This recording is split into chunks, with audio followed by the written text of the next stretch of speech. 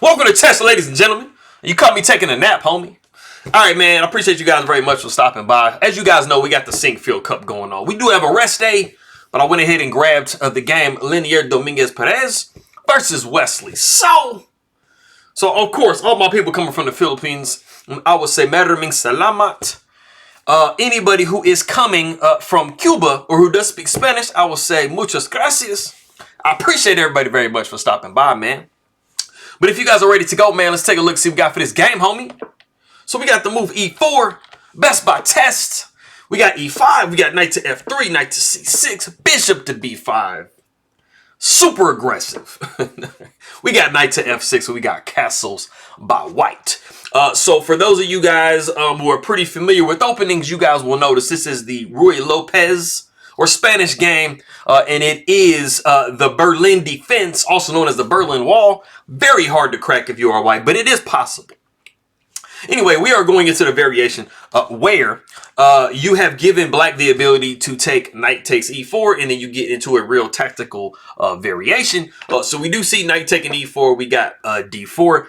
It might kind of seem like you just gave your pawn away for no reason, but you do have to remember that black's king is stuck in the center of the board. So there are a lot of tactics surrounding that. So we do see knight back to d6. We got bishop taking c6. It was attacked on b5.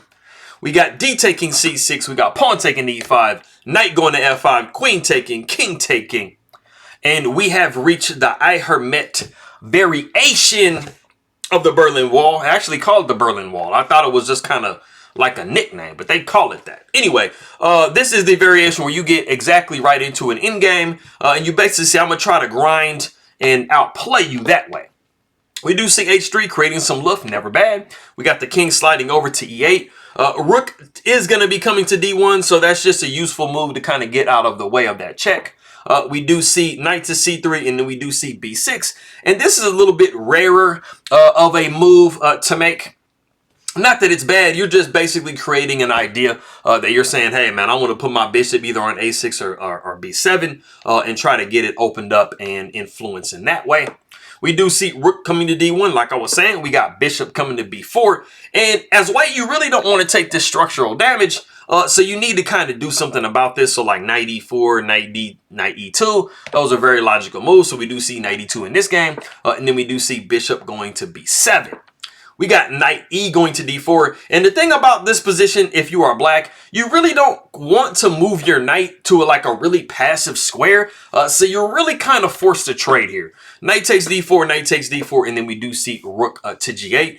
And this move might look kind of strange. You're like, why am I going rook to g8 for? Like, I mean, it just seems like a whack move. Like, I mean, of course you can't castle if you're black. As you guys know, when you have moved your king or either of these rooks, you cannot castle due to the rules of castling. We got the move bishop to f4, and then it becomes clear why rook to g8 is played. You are supporting the g5 pawn push, just backing up the bishop, and you're kind of going on a little bit of an attack as well. Even though the king is stuck in the center of the board, the fact of the matter is the queens are off the board, so that makes it much better for you to not have your king castled. But if we back up, if you had this situation right here and there were queens still on the board, I mean, black wouldn't be living their best life and white would be like, hey, bro, I'm nice and safe. So we do not see that. Like I say, we did get to this point here. The bishop does back up to g3. You got the rook over to d8. And then you have e6, which is the thumbnail you guys saw. And you're hoping that, you know, pawn takes here, then you can take here. And you got some threats rolling into position, but we do not see that. Wesley so was like, bro, who do you think I be? We got bishop going to c5, double attacking this knight. We got c3 wanting to defend it. But we are in a situation where white does have a chance to get the bishop back if black decides to trade. And that is what we see. Bishop takes d4. And instead of just immediately capturing back, we go ahead and throw in the intermizzos. Weissensug. Pawn takes f7 with check, bringing the king to f7. Pawn takes d4. We do see rook to d7 because, I mean, this bishop was kind of tickling this pawn a little bit too hard. So we got to defend it, bro. We got bishop up to e5. Now, looking at the situation just kind of at face value right now, you see that this bishop is perfectly centrally placed. This bishop isn't living its best life. It's kind of stuck behind this pawn, but that is definitely something that black is going to be trying to work on to get rid of that situation. We do see the move h5, or rook goes to e1. We got rook over to e8. We do see rook to e3. You are kind of eyeing possible rook to f3 situations, trying to move this king over, and maybe some rook to g3s can become a possibility. Also, too, in this situation, you are getting the rook tethered to this pawn. So you're just trying to make sure that you're not putting your pieces out there just kind of hanging pieces, right? So we do see the move c5. Not only does it open the bishop, but it does prevent this rook to f3 move. It can be a little bit of an issue. We do see pawn taking c5, king going to g6. We got rook over to c1, prepared to, you know, kind of bring the rook to life if we see a pawn capture here. But we don't see that. We see bishop to d5, tickling one of white's pawns, and you have a decision to make. So we do see the move a3, just moving away from all the threats. We got g4. You know, black, even though the king is kind of stuck weird, you might want to kind of open things up. If you can shift your rooks back over, maybe you can get a little something rolling going on. And this bishop is actually very good on this diagonal. So if you can open this file right here, I mean, you know, you got a little something going on. Pawn takes b6, pawn takes b6. We got king up to h2. We see king down to f5. We see bishop to d4, encouraging a trade of rooks. And Wesley, and this is a very instructive point right here, because instead of just simply trading, which, I mean, it's possible to trade as well. It's not like you're losing a game if you just automatically trade. But what you do want to stay away from is just automatically trading just to be trading. Like, you know, you kind of want it to mean something. So Wesley says, bam, rook to e4. Like, I'm going to put my rook right up in your face, homie. And it is asking Domínguez, what do you want to do? You want to go ahead and trade, but we're going to trade on my terms, homie. So that's something that you want to pay attention to in your own games. Instead of just automatically trading, you know, try to think like, what's the most beneficial way for me to actually go into a trade? Maybe you can put like one of your pieces on a certain square to fix your structure, stuff like that. You know, it's a little bit more than just automatically trading. We do see rook taking e4. In this position, the king does take e4. Hitting this bishop on d4, so the bishop comes back to e3. We got bishop back to e6. We got pawn taking g4, pawn taking g4. And you see that white is going to start kind of playing on these dark squares. It's highly logical because, I mean, this bishop is on light squares. So, I mean, you're pretty good on the dark squares for the most part. We got king to g3. We see rook down to d3. And we basically have mutual ideas of just kind of trying to trade pieces here. Well, you know, grab pawns, I mean. The rook goes to d3. We see rook to c7. We see rook over to b3. Rook takes a7. Rook takes b2. So you see both players have mutually been able to, you know, kind of trade and get some more pieces going. The one interesting thing about the position is, you know, if we get rid of this pawn at some point, you know, maybe we got a pawn, outside pass pawn, but it is a rook pawn. So that kind of presents a little bit of some problems. So we do see rook to a6. We got rook up to b3. And we have actually reached a point in the game that if you do want to pause the video, it's not a winning idea, but it's an interesting try. If you want to try in this position, if you want to try to figure out what move that is going into this endgame, go ahead and pause the video and do so.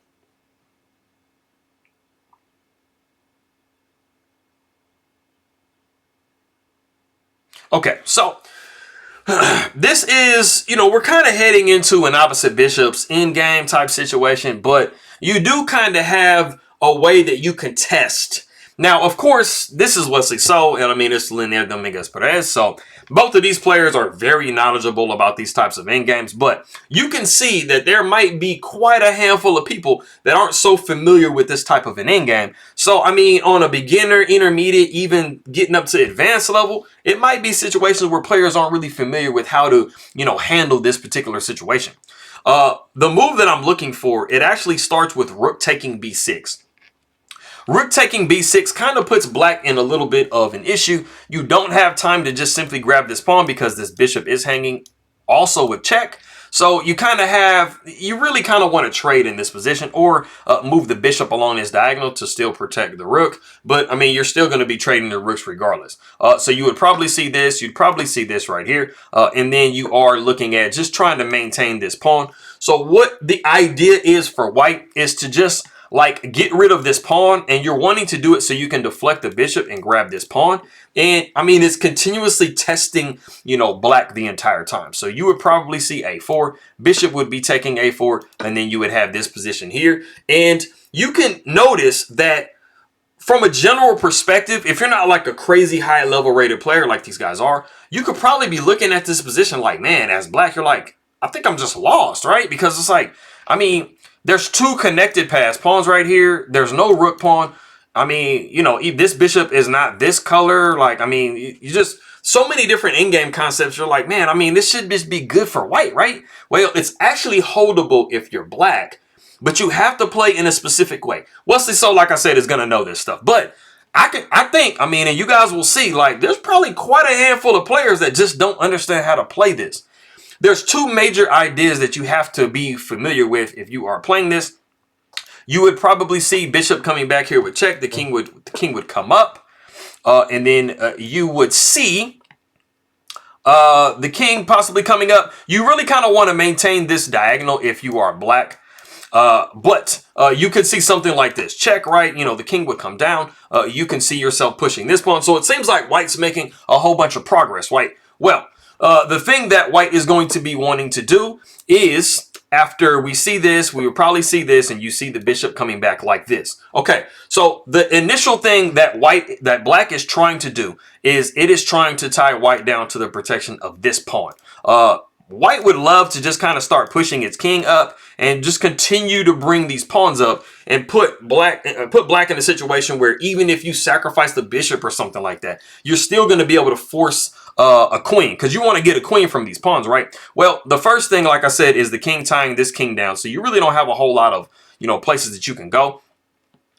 And you would see after, let's say the bishop comes up, you would see something like this.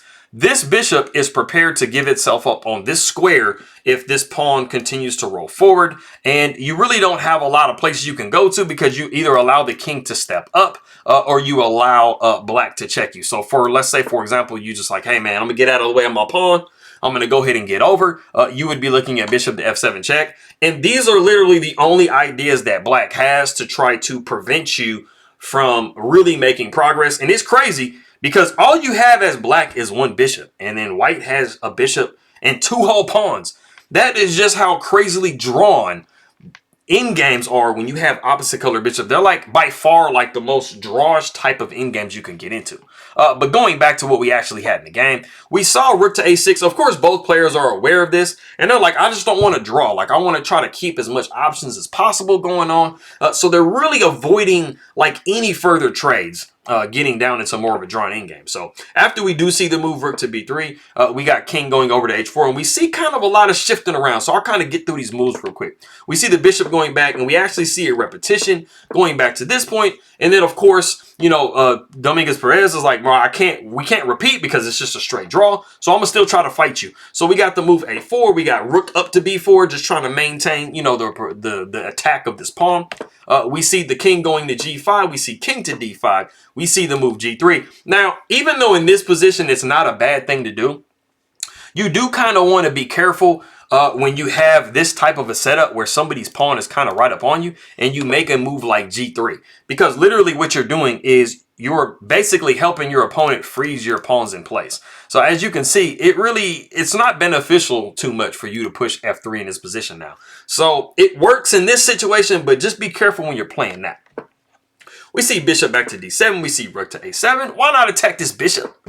King goes to e6. We got bishop up to f4. We see rook taking a4. And you do have the possibility of trading here. Most of it is pretty much drawn anyway. But we see Pérez saying, bro, I still want to try to fight you, man. Like, both of these players want to win, especially Wesley. So, because, you know, there is a race between him, Firouzja, and Giri to try to see who actually makes the candidates for the World Championship cycle for next year. So we got king up to e7, rook takes b7, so we've liquidated everything on the queen side. We got rook check, we got king up to g6, we see bishop down to f5. And this is kind of a funny check because, I mean, the king is just going to go up. We got bishop down to e4, bishop to d6 check, king goes over to d7, bishop goes down to b4. We got rook to f5. So we just see a lot of shifting. So I'll kind of like, you know, without like telling you everything, I'm just going to kind of like shoot through these moves. We see this repositioning here. The bishop is attacked. It defends itself. The rook is attacked. It moves over to offer a trade. And we're just kind of going through the moves here. We're just shifting around and stuff like that. We see another check. King slides over. The one thing I do want you to notice, though, like, look at where this king is. So I'm going to back it up just a touch, right? Look where this black king is. This black king is all the way over here on c7. You will not believe where this king ends up. It's going to be crazy. But going back forward where we were, we did see this position here. We're doing some more shifting. You know, nothing too crazy is going on. We see a check. The king moves. We see it going over here, attacking again. We're coming down. And so you see that both players are desperately trying to not only put each other in kind of like a situation where, you know, like they're going to make maybe a blunder, but they're trying to make sure they don't take any more pieces off the board because it just gets more and more draws. Rook goes up. We see the king coming down. And then you see this king migrating. You're like, man, this king is making some movements and stuff, bro. Like, so we see this king coming down. And then we see this position here. And then we literally see the king go to g2. So that was the funny thing for me. It's like, I mean, the king, like they were talking about it, the commentators like, look where the king is. He just like literally migrated all the way over. He went all the way from over here and just moved and swooped all the way to g2. I mean, it's not really that big of a thing, but I just think it's funny. Like, the king just literally says, bro, I'm going to sit in here forever. You literally can't check him any kind of way. You can't get this rook anywhere where you could place a check. It's just funny. No, that move was not made in the game. But we see rook to c5. We see rook up to a8. We got the rook going over to e5. We see rook to g8. And it is in this position that we see a 3-move repetition back and forth. And we see a draw by 3 folds. So that is that game. It was, the thing about it is, I mean, even though it's a draw, I mean, these players are playing like 99 and 98% like accuracy level. So, I mean, even though it doesn't give a whole lot of excitement, I mean, you still are in situations where these players are playing like crazy accurately, and there's not a whole lot more that they could really be doing. I mean, you can't get any better than almost perfect, man. So, you know, that is that. I appreciate you guys very much for coming by. All my people in the Philippines, I will say magandang umaga. It's still morning. Kamusta na? Masaya komi kitty kang muli. Hello ulit. Mabuting pagbati. Ingat lagi to you guys. I appreciate you guys very much for stopping by. Anybody who is coming from Cuba or who is Spanish speaking, I will say muchas gracias, mis amigos, para ver mi video y mi YouTube. I really appreciate it very much. Hasta luego. Take care. And I'll see you guys next time.